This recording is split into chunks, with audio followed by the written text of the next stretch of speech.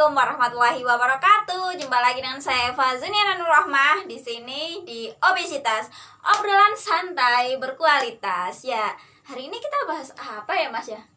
Bahas apa ya? Tentang pendidikan. Pendidikan, oke. Pendidikan apa anak? Bisa. Ya, oke. Gimana nih? Apa materi pemantik kita apa ini? Tentang apa kira-kira? Ya, cara didik anak gimana? Cara didik anak.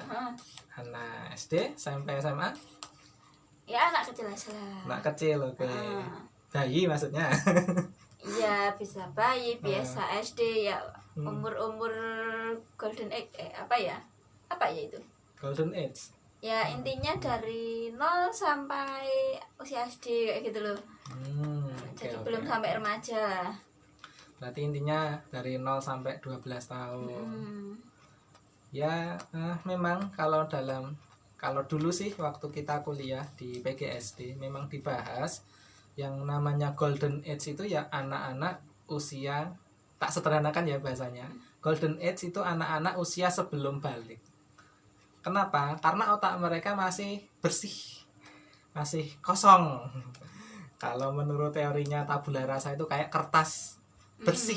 Jadi tergantung nanti kertasnya itu mau diisi dengan coret-coretan atau mau diisi dengan gambar atau mau diisi dengan lukisan. Nah, itu tergantung orang yang mengisi.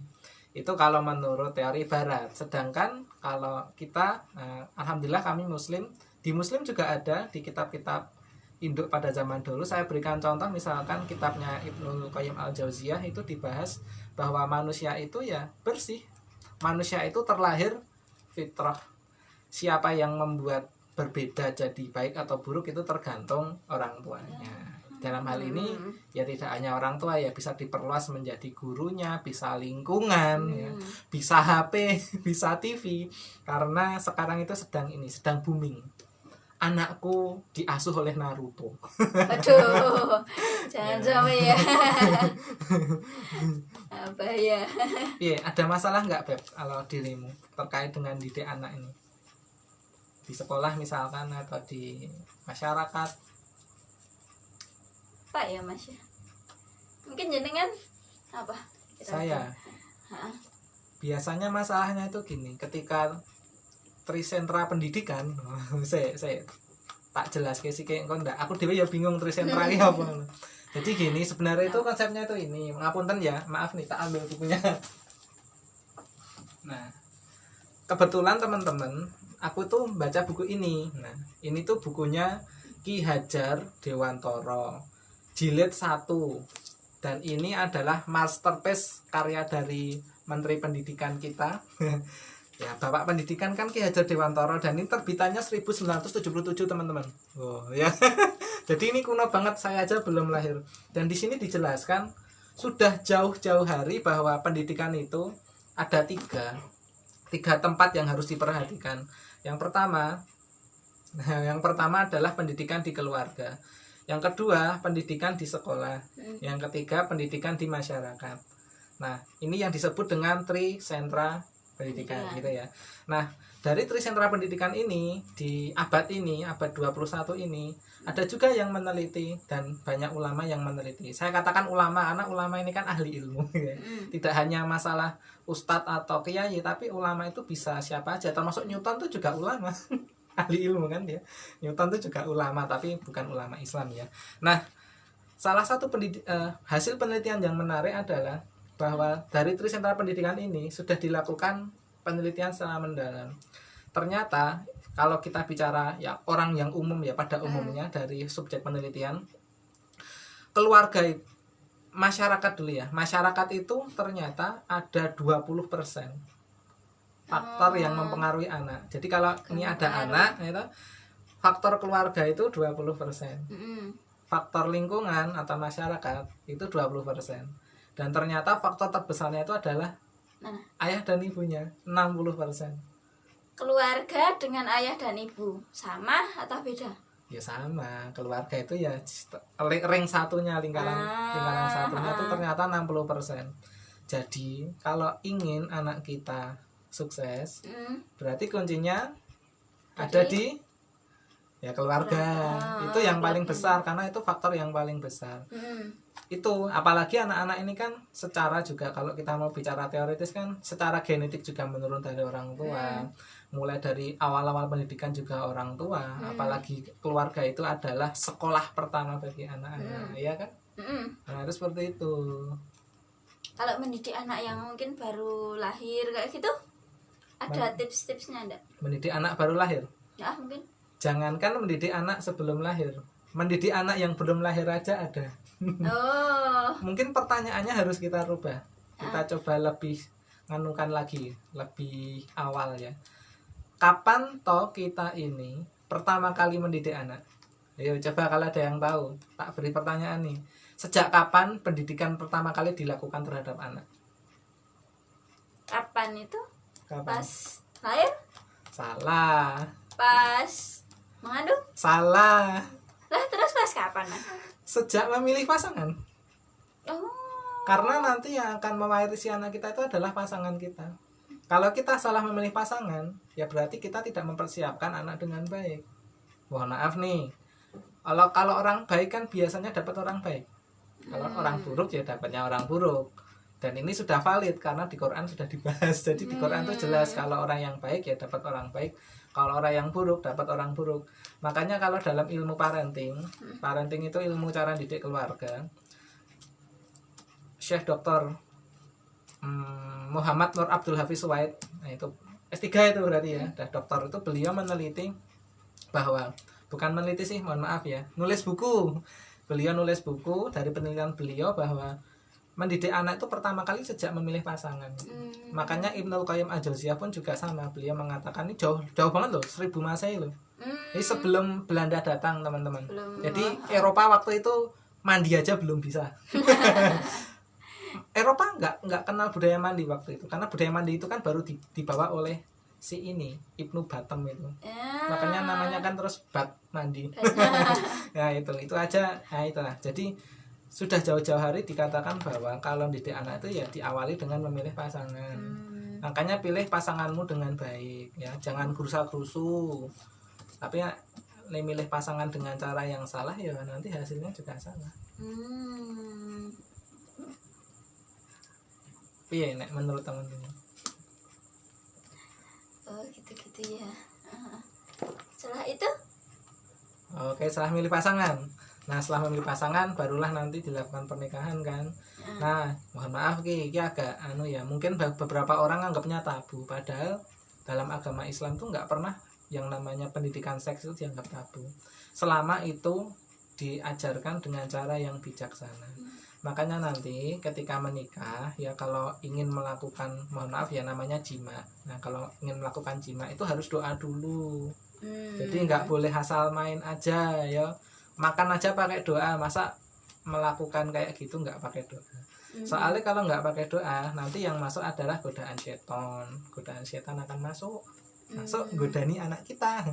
Makanya adakan doanya sebelum kita melakukan jima. Allahumma janabna syaitona wa janabi syaitona ma razaqtana. Cara Jawane iki, Gusti Allah tulung setan ki diadohke saka anakku. Lan tulung setan ki diadohke saka apa sik aku arep duwe rezeki. Yo, kira-kira ngono ki lah. Wong aku ya ora paham banget sih. Dungane ngono ki nek katane simbah-simbah biyen. Nah, kayak ngono. Kayak gitu ya, pakai bahasa Jawa aja soalnya ya aku ya ora patek paham. Mungkin teman-teman lebih, kalau tahu langsung komen aja atau ini DM kita aja. Terus? Apa nih? Terus gimana? Terus apanya? Habis itu? Habis itu ngadang. Habis nganu maksudnya? Maksud apa? Terus kan misalnya ketika mengandung kayak gitu, apa yang perlu di itu? Yang perlu di itu? Maksudnya yang perlu diperhatikan atau yang perlu, kan itu sudah katanya tadi mendidik anak sejak memilih pasangan. Nah, kalau ketika mengandung gimana? Ya, jadi ketika mengandung itu harus ada konsolidasi. Apa nih kerjasama ya, hubungan yang baik antara suami dengan istri. Soalnya gini, ketika anak itu sudah masuk ke dalam rahim seorang ibu itu harus memegang dua prinsip ini kunci nih. Yang satu adalah syukur, yang dua adalah sabar. Jadi suami istri, apalagi istri seorang ibu yang mengandung itu harus memegang itu. Soalnya kalau nggak sabar sama nggak syukur, nanti yang rusak adalah bayinya. Kenapa? Karena kejiwaan bayi, bahkan fisiknya bayi itu kan terhubung dengan ibu. Ya toh? Kalau ibunya sedih, ya anaknya ya nanti mewarisi genetik sedih. Nah, ibunya stres ya anaknya ya otaknya ya stres. Kalau ibunya bahagia ya anaknya bahagia. Kalau ibunya semangat ya anaknya akan semangat, dan itu diturunkan dari genetik ibu. Coba teman-teman buka lagi ilmu genetika. Mendel XXYY toh. Kan dominannya kan si perempuan toh. Nah, tapi mbok X ya demunan perempuan. Makanya perintah Allah kan pilihlah calon ibu itu yang baik. Soalnya nanti mempersiapkan anak gitu. Itu jadi dimulai dari kesabaran dulu, dari ditata dulu hatinya supaya nanti kejiwaan anak itu juga bagus. Itu dari satu sisi ya. Yang selanjutnya lagi, kalau pas lagi hamil, perbanyak aktivitas yang meningkatkan hubungan kita dengan Allah Subhanahu wa taala. Makanya seorang ibu itu kalau hamil ya perbanyak aktivitas mendekatkan diri pada Allah dengan berbagai cara. Apakah itu dengan membaca Quran, dengan zikir. Kenapa? Karena anak-anak bukan anak ya, karena bayi yang di dalam perut itu sudah bisa mendengar loh. Kenapa ada anak yang usia 3 tahun kan baru bisa ngomong toh. Ngomong itu usia 2 tahun lah katakanlah. Terus 3 tahun kok sudah hafal Quran 30 juz tuh logikanya gimana? Coba. Ini mikir. Banyak itu di daerah Somalia, Mauritania tuh banyak. Anak-anak 3 tahun hafal Quran. Piye? Logikanya coba dipikir. Karena sejak bayi sudah dikondisikan. Jadi ilmu itu sudah dimasukkan sejak bayi. Bayi itu bisa mendengar. Bayi itu sudah bisa mendengar. Silahkan searching teman-teman di penelitian yang paling baru. Apakah bayi bisa mendengar? Jawabannya pasti bisa. Coba nanti cari sendiri. Tuh. Jadi kan diperbanyak itunya. Wah, lara iso maca Quran. Ya enggak apa-apa, belajar terus dengarkan murotal. Pakai MP3 dengarkan, udah HP-nya puter. Bisa kan? Nah, kayak gitu aja, simpel. Perbanyak baca buku sehingga anak-anak nanti itu asupan ilmunya itu masuk ya. Tidak hanya makanan. Kalau makanannya oke macam-macam. Ya kan? Apa nih mangani es, katanya sih nek mangan es bayi ini gede. Tapi ya mbah nek ngono aku enggak tahu sih. Terus Mas, misalnya kan udah lahir kayak gitu ya. Terus kan anak itu apa yang perlu ditanamkan pertama kali ketika lahir kayak gitu? Apa yang perlu orang tua itu lakukan? Bagaimana mendidik anak yang memang baru lahir kayak gitu? Nek pendapatku ya iki disclaimer ya, teman-teman. Tak disclaimer soalnya kok aku diserang netizen. Jadi nek cara aku entah, walaupun aku tahu ini khilafiyah ya, perbedaan ulama, tetap nek aku tak ada nih. Aku lo tetap tak ada nih. Nah, coba saya kita nih pilihan, nek bayi lahir ya tak rungokke musik rock coba. Ya, buruk kan? Ya makanya aku ya tetap ada nih. Nah, aku tetap tak ada nih pertama kali kalimat thayyibah tak lakukan. Ya. Ingat ya, terlepas dari perbedaan cara pendapat. Nah, khilafiyah. Nah, aku tetap ada nih. Cara aku ngono kuwi tak ada nih saya apik. Jadi kalimat pertama yang didengar bayi itu ya kalimat yang thayyibah. Itu yang pertama. Yang kedua nanti ya siap-siap jadi ayah dan jadi ibu. Jadi nek sudah punya anak ya harus benar-benar dirawat. Soalnya nek kita nanti apapun alasan teman-teman, apapun alasan kita, bukan teman-temannya, apapun alasan kita, kalau kita tidak memprioritaskan anak sebagai tujuan hidup kita, nanti kita akan teralihkan dengan yang lain. Contoh, kita bekerja katanya demi anak, tapi nyatanya anak era keurus. Itu nek menurut aku kayaknya orang ngono deh. Harusnya ya tetap kerja ya kerja, tapi jangan sampai berlebihan. Jadi selama kebutuhan sudah terpenuhi ya mending tinggal anak, karena anak itu adalah investasi. Kalau kita mencari uang bener oke banget ngantek sugih banget katakanlah, terus anak era keurus, kuwi rugi banget. Soalnya besok ketika kita bukan hanya sudah tua ya, ketika kita sudah mati katakanlah, yang bisa menolong itu ya anak kita. Ya, amal apa? Amal jari ya, amal soleh. Kan ada 3 kan amal yang tidak terputus. Kita ora. 1 adalah anak yang soleh, 2 ilmu yang bermanfaat, 3 sedekah yang jariah atau sedekah yang bermanfaat. Nah, berarti kan anak ini kan aset pertama. Ya siapa lagi kalau bukan anak kita. Itu dari segi anak ya, kita bahas aja yang anak, soalnya nanti bahas yang lain mungkin waktu kita nggak cukup.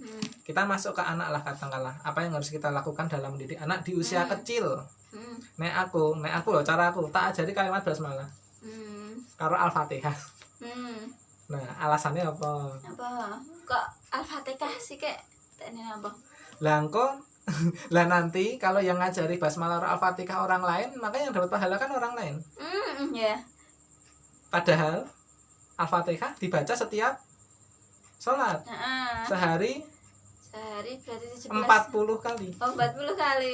Lah 40 kali. Lah kan 17 rakaat tambah sholat witir, tambah sholat tahajud, tambah sholat sunnah. Ya oke lah. Sehari 17 kali baca Al-Fatihah. Padahal basmalah ada berapa huruf? 19 huruf. 19 kali 5 oke banget. Nah, berarti anak-anak ini ketika nanti baca Al-Fatihah, kita nggak dapat apa-apa. Orang tuanya dapat zong. Soalnya nggak didik anak.